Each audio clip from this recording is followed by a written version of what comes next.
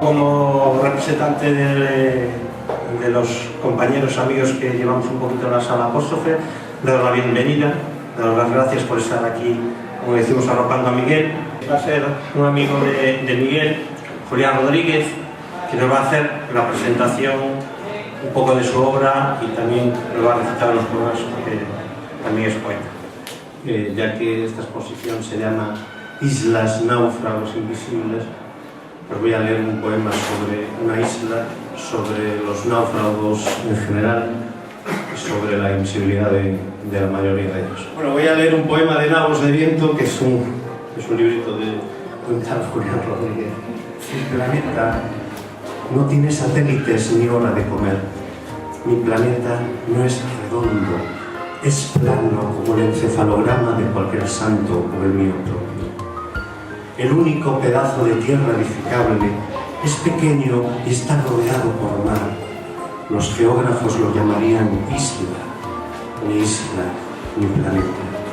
Las aguas con sal brotan de su interior y caen al océano en forma de olas con chasquido, nunca al revés. En mi planeta existe una ventana, un velero amarrado, un vestido ligero y blanco, un verano eterno, un libro de García Márquez, un piano y nadie, absolutamente nadie, que me diga para qué sirven tantas cosas.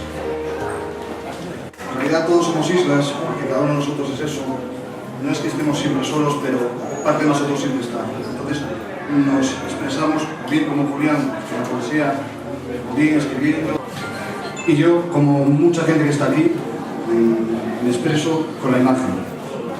Pero dentro de cada uno hay algo introspectivo y algo que refleja lo que nos rodea y que creo debemos poner en valor. Entonces se divide en dos partes y es, por un lado es lo que veo, lo que me rodea, lo que me llama la atención, lo que debe ser denunciado, ¿no? Porque siempre está ahí, porque por otro lado está el mundo interior mismo. Voy a proyectar 3 trabajos de 3 épocas diferentes en el que pretendo primero darme cuenta yo de por dónde voy y segundo pues intentar expresar lo que veo, lo que siento.